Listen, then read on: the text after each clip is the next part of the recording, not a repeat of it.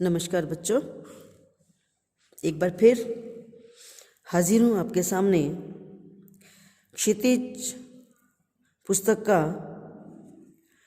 पाठ मानवीय करुणा की दिव्य चमक लेकर के, और जिसे लिखा है सर्वेश्वर दयाल सक्सेना जी ने। पाठ शुरू करने से पहले आपको बता दूं कि ये एक संस्मरण है, और संस्मरण एक ऐसे लेख को कहते हैं जो लेखक अपनी स्मृतियों, अपनी यादों के आधार पर लिखता है। यानी हमारे जीवन में कुछ घटनाएं, कुछ लोग ऐसे होते हैं जिन्हें हम चाहकर भी भूल नहीं पाते हैं। ये लोग वो भी हो सकते हैं जिनके साथ हमारी खुशनुमा यादें जुड़ी हुई हों, या ये वो भी हो सकते हैं जिन्होंने हमारे जीवन की दिशा को बदला हो। ये वो भी हो सकते हैं जो हमारे लिए प्रेरणा का स्रोत हों, और यह ऐसे लोग भी हो सकते हैं जिनकी बदौलत हमने अपने जीवन की दिशा को ही बदल दिया हो। फादर कामिल बुल्के भी सर्वेश्वर दयाल सक्सेना के जीवन का एक वो हिस्सा है जो उनके जीवन में आने वाले बहुत सारे लोगों से बहुत कुछ भिन्न थे, और इसीलिए लेखक शायद उन्हें कभी भुला नहीं पाए और शायद जीवन भर भुला भी नहीं पाएंगे। तो फादर कामिल बुल्के के जीवन पर आधारित है मानवीय करुणा की दिव्य चमक। सबसे पहले मैं पाठ को लेकर के थोड़ा सा समझा दूं, क्योंकि शीर्षक को समझना ज़्यादा ज़रूरी है। मानवीय का मतलब होता है मानवता की, करुणा मतलब दया, मानवता के प्रति दया की, दिव्य माने अलौकिक, और चमक मतलब एहसास। मानवता के प्रति करुणा की जो भावना, वो भी कैसी? अलौकिक। अलौकिक का मतलब है जो साधारण रूप से इस लोक में देखने को नहीं मिलती। ऐसी भावना से परिपूर्ण व्यक्तित्व का नाम है फादर कामिल बुल्के, जिनके बारे में सर्वेश्वर दयाल सक्सेना जी ने ये संस्मरण लिखा है। चलिए पाठ शुरू करते हैं। फादर को जहरबाद से नहीं मरना चाहिए था। जिनकी रगों में दूसरों के लिए मिठास भरे अमृत के अतिरिक्त और कुछ भी नहीं था, उसके लिए इस जहर का विधान क्यों हो? ये सवाल वो किस ईश्वर से पूछे? लेखक क्या कह रहे हैं कि जो व्यक्ति जीवन भर परमात्मा की भक्ति करता रहा है, जिस व्यक्ति ने जीवन भर लोगों की सेवा की है, जो व्यक्ति जीवन भर निस्वार्थ भाव से परोपकार के कार्य करता रहा है, उस व्यक्ति, उस फादर के लिए ईश्वर ने, विधाता ने इस जहर का विधान क्यों किया? क्यों? फादर की मृत्यु जहरबाद से हुई है। जहरबाद का मतलब होता है, इसको अंग्रेजी में कहते हैं कैंसर। ठीक है, एक जहरीला फोड़ा, जहरबाद, तो कैंसर को कहते हैं। तो लेखक कह रहे हैं कि जो व्यक्ति सदा दूसरों के लिए जिया है, सबके लिए करुणा बांटी है, सबके लिए प्रेम दिखाया है, विधाता ने उनके लिए इतना कष्ट, इतना दर्दनाक बीमारी उन्हें क्यों दी? प्रभु की आस्था ही जिसका अस्तित्व था, जो पहचान थी, अटूट विश्वास था उन्हें भगवान जी की भक्ति पर, ईश्वर की भक्ति पर, वो देह की इस यातना की परीक्षा उम्र की आखिरी देहरी में क्यों दे? जीवन के अंतिम पलों में उन्हें इतनी कड़ी परीक्षा से क्यों गुजरना पड़ा? लेखक के मन में ये सवाल उठ रहा है और वो ये अपने आप से पूछ रहे हैं कि वो इस सवाल का जवाब पूछें तो आखिर पूछें किससे। एक लंबी पादरी के चोगे से ढकी आकृति सामने है। गोरा रंग, सफ़ेद झाई मारती भूरी दाढ़ी, नीली आंखें, बाहें खोल गले लगाने को आतुर। इतनी ममता, इतना अपनापन इस साधु में अपने हर एक प्रियजन के लिए उमड़ता रहता था। यहाँ फादर के बारे में है। फादर कैसे दिखते हैं? लंबे, बहुत लंबा कद है और पादरी की तरह सफ़ेद चोगा उन्होंने डाला हुआ है, पूरा सिर से लेकर पैर तक। गोरा रंग है, झाई मारती भूरी सी दाढ़ी है, आँखें और बाहें प्यार से सबको अपने गले लगाने को आतुर। इतना ममता से भरा उनका व्यवहार, इतना अपनापन सबके लिए, हर एक प्रियजन के लिए, अपने शरण में आने वाले हर व्यक्ति के लिए उनके मन में उमड़ता रहता था। मैं 35 साल से इसका साक्षी था। लेखक कह रहे हैं कि मैं 35 साल से फादर को जानता था। मुझे उनके साथ 35 साल उनके साथ जीवन बिताने का मौका मिला है। जान पहचान उनकी 35 साल रही है, तब भी जब वो इलाहाबाद में थे और तब भी जब वो दिल्ली आते थे। यानी लेखक दिल्ली में रहते थे और फादर इलाहाबाद में रहते थे। तो 35 सालों तक लेखक का और फादर का कनेक्शन, संपर्क बना रहा। लेखक जब भी इलाहाबाद जाते तो फादर से मिलते थे, फादर उनसे मिलते थे, और जब फादर दिल्ली आते थे तो लेखक से ज़रूर मिलते थे। आज उन बाहों का दबाव मैं अपनी छाती पर महसूस कर रहा हूँ। आज क्यों? क्योंकि फादर की मृत्यु हो चुकी है और जब भी लेखक फादर को याद करता है तो उनका वही गले लगाना, उनका वो प्रेम, वो अपनापन, वो स्नेह, वो आज भी लेखक महसूस कर पा रहा है। फादर को याद करना एक उदास शांत संगीत को सुनने जैसा है। लेखक कह रहे हैं कि जब भी मैं फादर को याद करता हूँ तो मेरी आंखें भर आती हैं, मन दुखी हो जाता है। बिल्कुल ऐसे ही जैसे किसी उदास शांत संगीत को सुनकर के हमारा मन उदास हो जाता है, हमारी आंखें नम हो जाती हैं, ऐसे ही आज भी जब मैं फादर को याद करता हूँ तो मेरी आंखें नम हो जाती हैं। उनको देखना करुणा के निर्मल जल में स्नान करने जैसा था। उनको देख के कैसा लगता था? मन जिससे पवित्र हो जाता था। उनसे बात करना कर्म के संकल्प से भरना था। मतलब लेखक कहते हैं कि जब भी मैं फादर से बात करता था तो मेरे मन में कर्म करने की प्रेरणा जागृत होती थी। यानी जब भी जीवन के प्रति निराश होते थे कवि लेखक, और जब फादर से बात कर लेते थे तो उनके मन से वो निराशा दूर होती थी और वो कार्य करने के लिए फिर से प्रेरित हो जाते थे। मुझे परिमल के वे दिन याद आते हैं जब हम सब एक पारिवारिक रिश्ते में बंधे जैसे थे। परिमल एक पुस्तक का नाम है और फादर भी, क्योंकि लेखक परिमल से जुड़े हैं। परिमल एक पुस्तक का नाम है जिसमें तत्कालीन लेखकों की जीवन के बारे में, उनकी जो उस समय की चर्चित लेख है, कविताएं हैं, वो उसमें छपा करती थी। तो फादर भी उससे जुड़े हुए थे, लेखक भी उससे जुड़े हुए थे। तो लेखक याद करें, मुझे परिमल के वो दिन अभी भी याद आते हैं जब फादर और हम एक पारिवारिक रिश्ते में बंधे हुए थे। क्योंकि एक ही पुस्तक में दोनों का जिक्र अगर होता है, दोनों उसी के एक हिस्सा थे। जिसके बड़े फादर बुल्के थे, यानी फादर बुल्के हमारे सभी लेखकों में सबसे बड़े थे। हमारे हंसी मजाक में वो निर्लिप्त शामिल रहते। निर्लिप्त मतलब हम हंसते मुस्कुराते तो फादर भी मुस्कुराते थे, लेकिन डूबते नहीं थे उस खुशी में। हमारी गोष्ठियों में वो गंभीर बहस करते थे। जब भी कोई गोष्ठी होती है, किसी बात को लेकर चर्चा होती है, बहस होती है, तो फादर उसमें शामिल होते थे। हमारी रचनाओं पर अपनी बेबाक राय भी देते थे और सुझाव भी देते थे।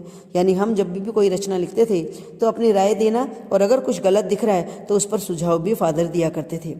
और हमारे घर के किसी भी उत्सव और संस्कार में तो वो बड़े भाई और पुरोहित बनकर के पैदा होते सामने आते थे, शामिल होते थे।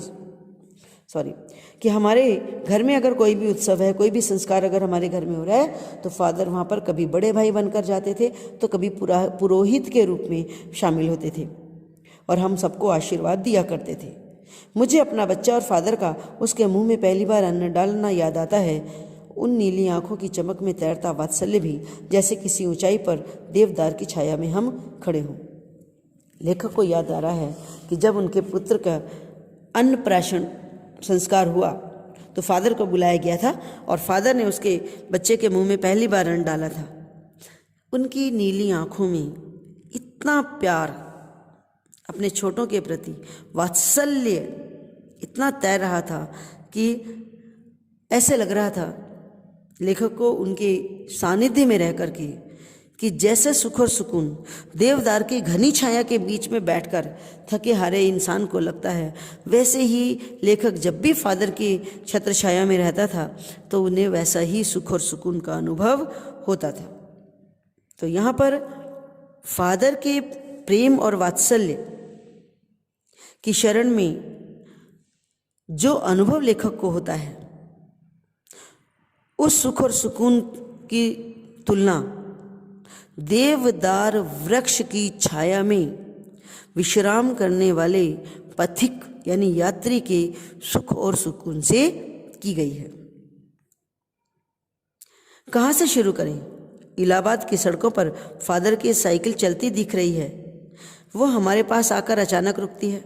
मैंने पहले कहा ना कि लेखक जब भी इलाहाबाद जाते हैं, और फादर क्योंकि साइकिल चलाया करते थे, जब भी कहीं पता चल जाता है कि लेखक आए हैं तो वो साइकिल से ही जब जाते थे और मिलते थे तो लेखक को देखते ही वो साइकिल रोक लेते थे, मुस्कुराते हुए उतर जाते और कहते, देखो देखो मैंने उसे पढ़ लिया है। उसे पढ़ लिया है मतलब कि लेखक की लिखी हुई नई रचना को पढ़ लिया है और मैं उसके बारे में ये कहना चाहता हूँ, मतलब अपनी राय भी देते थे। उनको क्रोध करते मैंने कभी नहीं देखा, हाँ आवेश में देखा है। आवेश मतलब जोश, गुस्से में नहीं देखा लेकिन जोश में देखा है। और ममता प्यार में लबालब छलकता हुआ महसूस किया है। अक्सर उन्हें देखकर लगता है कि बेल्जियम में इंजीनियरिंग के अंतिम वर्ष में पहुंचकर उनके मन में सन्यासी बनने की इच्छा कैसे जाग गई, जबकि घर भरा पूरा था, 2 भाई 1 बहन, माँ पिता सभी तो थे। अब लेखक सोच रहे हैं कि फादर एक इंजीनियरिंग की पढ़ाई कर रहे थे, घर था, परिवार था, 2 भाई थे, बहन भी थी, माता पिता सब तो थे। फिर ऐसा क्या कारण हुआ कि उन्हें सन्यासी बनने की इच्छा उनके मन में पैदा हो गई, और वो भी इंजीनियरिंग के अंतिम वर्ष की पढ़ाई छोड़ करके। आपको अपने देश की याद आती है? लेखक ने जब फादर से पूछा, आपको अपने देश की याद आती है? तो फादर बोले, मेरा देश तो अब भारत है। लेखक कहते हैं, मैं जन्मभूमि की पूछ रहा हूँ आपकी। फादर ने कहा, हाँ आती है, बहुत सुंदर है मेरी जन्मभूमि रैम्सचैपल। फिर लेखक पूछते हैं, घर में किसी की याद आती है? फादर ने कहा, माँ की याद आती है, बहुत याद आती है। और फिर अक्सर माँ की यादों में उन्हें डूब जाते हुए देखा है। उनकी माँ की चिट्ठियाँ अक्सर उनके पास आती थी। अपने अभिन्न मित्र डॉक्टर रघुवंश को वो उन चिट्ठियों को दिखाते थे। मतलब फादर जब भारत में आ गए थे तो भारत आने के बाद भी उनकी माँ की जो चिट्ठियाँ हैं उनके पास अक्सर आया करती थी, और फादर के जो मित्र थे, परम मित्र डॉक्टर रघुवंश को वो अक्सर उन चिट्ठियों को दिखाया करते थे। पिता और भाइयों के लिए बहुत लगाव मन में नहीं था, मतलब माँ से बहुत जुड़ाव था, मगर भाई और पिता के लिए ज़्यादा मन में लगाव नहीं था, क्योंकि पिता व्यवसायी थे। एक भाई वहीं पादरी हो गया था, यानी फादर बन गया था और एक भाई अपना काम करता था, उसका अपना परिवार था। बहन सख्त और ज़िद्दी थी, बहुत देर से उसने शादी की। फादर को तो एक आध बार उसकी शादी की चिंता करते हुए भी मैंने देखा था। भारत में बस जाने के बाद 2 या 3 बार ही फादर अपने परिवार से मिलने बेल्जियम गए थे। तो फादर बेल्जियम के जो यूरोप महाद्वीप में आता है और उनके वहाँ का जो रैम्स चैपल जगह है, वहाँ फादर का जन्म हुआ था। लेकिन मैं तो सन्यासी हूँ, फादर बोले। तो लेखक बोले, लेकिन आप सब छोड़कर क्यों चले आए? क्यों पूछ रहा है? क्योंकि घर परिवार सब कुछ तो था, ये भारत आने का मतलब क्या था? फादर ने कहा, सब प्रभु की इच्छा थी। और वो बालकों किसी सरलता से मुस्कुरा कर कहते ही, माँ ने तो बचपन में ही घोषित कर दिया था कि लड़का हाथ से गया। और सचमुच इंजीनियरिंग के अंतिम वर्ष की पढ़ाई छोड़कर फादर बुल्के सन्यासी होने जब धर्म गुरु के पास गए और कहा कि मैं सन्यास लेना चाहता हूँ, तथा एक शर्त रखी। सन्यास लेते समय सन्यास चाहने वाला शर्त रख सकता है। उन्होंने शर्त रखी कि मैं भारत जाऊंगा। लेखक फिर पूछते हैं, भारत जाने की ही बात क्यों उठी? मतलब आपने भारत आने का ही मन क्यों बनाया? फादर ने कहा, नहीं जानता, बस मन में ये था कि भारत जाकर ही सेवा करनी है। उनकी शर्त मान ली गई और वो भारत आ गए। पहले जिसेट संघ में 2 साल पादरियों के बीच धर्म आचार की पढ़ाई की और फिर 9-10 बरस दार्जिलिंग में पढ़ते रहे। क्योंकि भारत आने के बाद भी जिसेट संघ ने जिन्होंने इन्हें यहाँ भेजा था भारत में सेवा के लिए लोगों की, तो 2 साल तक उन्होंने पादरी बनाकर के भेजा था, फादर बनाकर भेजा था। तो एक फादर के जो कर्तव्य होते हैं उसके बारे में उन्हें 2 साल तक शिक्षा दी गई और फिर उन्होंने 9-10 साल दार्जिलिंग में रह करके पढ़ाई की। फिर कलकत्ता से उन्होंने बीए किया और इलाहाबाद से एमए किया हिंदी भाषा में। उन दिनों डॉक्टर धीरेन्द्र वर्मा हिंदी विभाग के अध्यक्ष थे। शोध प्रबंध प्रयाग विश्वविद्यालय के हिंदी विभाग में रहकर उन्होंने 1950 में अपना एक शोध ग्रंथ पूरा किया, राम कथा उत्पत्ति और विकास। यानी फादर ने हिंदी में बीए भी किया, एमए भी किया और फिर शोध ग्रंथ लिखा, पीएचडी भी किया। और उन्होंने शोध ग्रंथ जो लिखा था, एक रिसर्च करके एक पुस्तक लिखी थी और उसका नाम था राम कथा उत्पत्ति और विकास। और ये ग्रंथ पूरा हुआ 1950 में। परिमल में उसके अध्याय भी पढ़े गए थे, क्योंकि जैसे मैंने पिछले उसमें कहा कि परिमल एक पुस्तक है जिसमें तत्कालीन लेखकों और उनके द्वारा रचित रचनाओं का वर्णन होता है। तो फादर ने जो रामकथा उत्पत्ति और विकास एक ग्रंथ लिखा था, शोध ग्रंथ लिखा था, उसकी कुछ अध्याय भी परिमल की बुक में लिखे गए थे। फादर ने मातरलिंग के प्रसिद्ध नाटक ब्लू बर्ड का रूपांतर भी किया। इतना ही नहीं, फादर ने मातरलिंग के द्वारा लिखे गए अंग्रेजी नाटक ब्लू बर्ड को हिंदी भाषा में नील पंछी नाम से अनुवाद भी किया। बाद में वो सेंट जेवियर्स कॉलेज रांची में हिंदी और संस्कृत विभाग के अध्यक्ष भी हो गए। वहीं उन्होंने अपना प्रसिद्ध अंग्रेजी हिंदी शब्दकोश भी तैयार किया और बाइबिल का अनुवाद भी हिंदी में किया। और वहीं वे बीमार भी हुए। दिल्ली आए, पटना आए, दिल्ली आए और फिर दिल्ली से ही चले गए 47 बरस देश में रहकर और 73 वर्ष की जिंदगी जीकर। यानी देश में, हमारे देश में रह कर के उन्होंने 47 बरस लोगों की सेवा की। और जब उनकी मृत्यु हुई तब फादर की उम्र थी 73 बरस। फादर बुल्के संकल्प से सन्यासी थे। कभी कभी लगता वो मन से सन्यासी नहीं थे, रिश्ता बनाते थे तो तोड़ते नहीं थे। संकल्प से सन्यासी थे का मतलब है कि उन्होंने एक संकल्प ले लिया था, भी मैं सन्यास ग्रहण करूंगा, मैं परिवार नहीं बसाऊंगा और मैं लोगों की सेवा करूंगा, ये संकल्प हो गया। पर लेखक ये कह रहा है कि भारत आने के बाद वो पूरी रूप से सन्यासी नहीं बन पाए। क्यों? क्योंकि जिस किसी से मिल लेते थे, जिस किसी से रिश्ता बना लेते थे, वो उसे भूल नहीं पाते थे, उससे रिश्ता कभी तोड़ ही नहीं पाते थे। 10 साल बाद भी जब मिलते थे उससे, तो फिर उसकी गंध महसूस होती थी। बड़े प्यार से मिलते थे। वो जब भी दिल्ली आते तो लेखक से ज़रूर मिलते, खोज कर मिलते, समय निकाल कर मिलते, सर्दी गर्मी बरसात झेल कर मिलते। अभी सन्यासी थोड़ा इस तरह कर सकता है कि किसी से मिलने की इतनी गहरी चाह एक सन्यासी में थोड़ी होती है। इसलिए लेखक ने कहा, संकल्प से भले ही वो सन्यासी थे, पर वास्तव में वो सन्यासी नहीं थे, क्योंकि जिससे मिलते थे उसे वो कभी भी भूलते नहीं थे।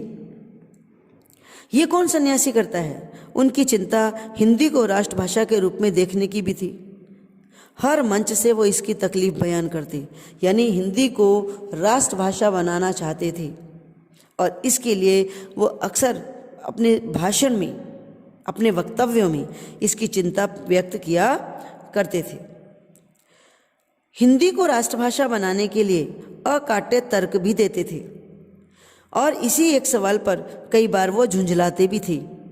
हिंदी वालों द्वारा ही हिंदी की उपेक्षा पर दुख करते हुए मैंने उन्हें कई बार देखा है। यानी हिंदी भाषी लोग हैं और हिंदी की उपेक्षा कर रहे हैं, ये बात उन्हें बहुत दुख देती थी। घर परिवार के बारे में, निजी दुख तकलीफ के बारे में पूछना फादर का स्वभाव था। यानी जो कोई भी फादर के पास जाता था तो वो उसके घर परिवार के बारे में पूछते थे, उसके दुख तकलीफ के बारे में पूछते थे। ये उनका स्वभाव बन गया था।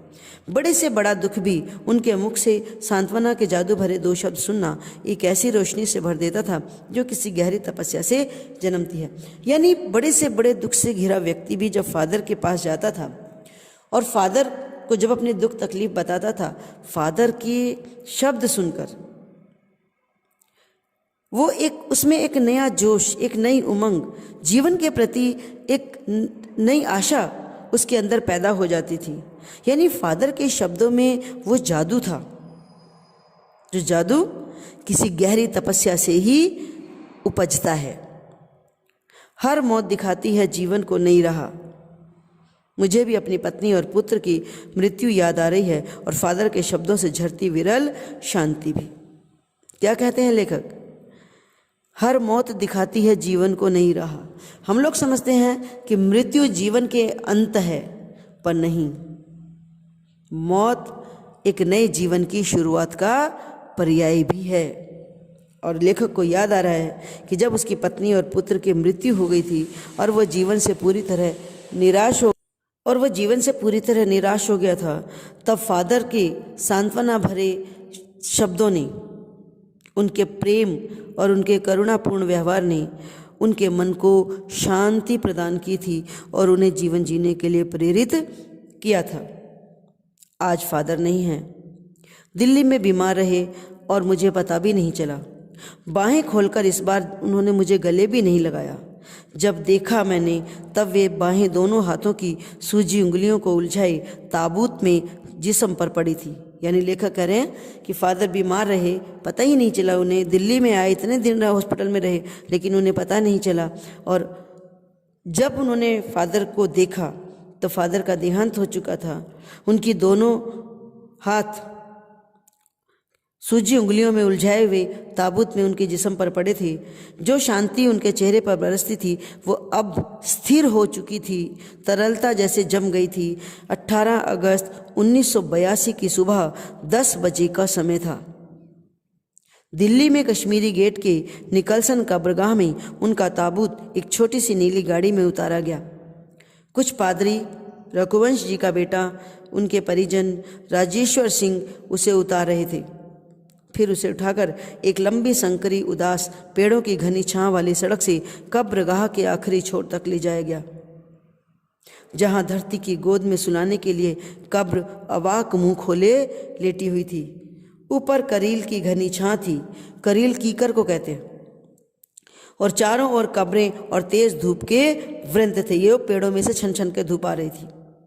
जैनेन्द्र कुमार, विजेंद्र स्नातक, अजीत कुमार, डॉक्टर निर्मला जैन, मसीही समुदाय के लोग, मसीही क्योंकि फादर जो थे वो क्रिश्चियन थे, तो क्रिश्चियन लोग भी वहाँ पर शामिल थे, पादरीगण भी थे, और उनके बीच में गैरिक वसन पहने, गैरिक वसन मतलब गेरुए वस्त्र पहने इलाहाबाद के प्रसिद्ध विज्ञान शिक्षक डॉक्टर सत्यप्रकाश और डॉक्टर रघुवंश जी भी अकेले उस संकरी सड़क की ठंडी उदासी में बहुत पहले से ही खामोश दुख की किन्हीं अपरिचित आहटों से दबे हुए थे। बता रहे हैं कि एक विदेशी व्यक्ति की मृत्यु हुई है और उसकी मृत्यु के दुख में शामिल इतने लोग हैं, इतने उसके अंतिम संस्कार में शामिल हैं। वे सब जैसे ही उनकी कब्र के चारों तरफ वो लोग सिमट आए और फादर की देह को पहले कब्र के ऊपर लिटाया गया। मसीह विधि से अंतिम संस्कार शुरू हुआ। रांची के फादर पास्कल तोइना के द्वारा अंतिम संस्कार की विधि शुरू हुई। उन्होंने हिंदी में मसीह विधि से प्रार्थना भी की। फिर सेंट जेवियर्स के रेक्टर फादर पास्कल ने उनके जीवन और कर्म पर श्रद्धांजलि अर्पित करते हुए कहा, फादर बुल के धरती में जा रहे हैं, इस धरती से ऐसे रत्न और पैदा हो सके। डॉक्टर सत्यप्रकाश ने भी अपनी श्रद्धांजलि में उनके अनुकरणीय जीवन को नमन किया और फिर देह को कब्र में उतार दिया गया। मैं नहीं जानता इस सन्यासी ने कभी सोचा भी था या नहीं कि उसकी मृत्यु पर कोई रोएगा, लेकिन उस क्षण रोने वालों की कमी नहीं थी। इतनी अधिक संख्या में लोग थे जो फादर की मृत्यु से आहत थे, दुखी थे, जिनकी आंखें नम थी कि उन नम आंखों को गिनना स्याही फैलाने जैसा था। यानी नम आंखों के बारे में लिखना, उनकी गिनती करना असंभव था। इस तरह हमारे बीच से वो चला गया जो हम में सबसे अधिक छायादार था, सबसे अधिक फल फूल और गंध से भरा था। हम सबसे अलग था, हम सबका होकर भी सबसे ऊंचाई पर था, मानवीय करुणा की दिव्य चमक में लहराता खड़ा था। यानी फादर जो हम सब में श्रेष्ठ थे, जिसकी करुणा, जिसका प्रेम हम सबसे कहीं ज़्यादा अलौकिक था, जिसकी स्मृति हम सबके मन में जो उनके निकट थे किसी यज्ञ की पवित्र आँच की तरह आजीवन बनी रहेगी। मैं उस पवित्र ज्योति की याद में श्रद्धा न दूँ। लेखक कहते हैं कि फादर भले ही इस संसार से विदा हो गए हैं, लेकिन उनकी यादें हमारे मन में एक पवित्र यज्ञ की तरह सदा सर्वदा जलती रहेगी। हम उन्हें कभी भी जीवन भर भूल नहीं सकते। तो ये था पाठ मानवीय करुणा की दिव्य चमक।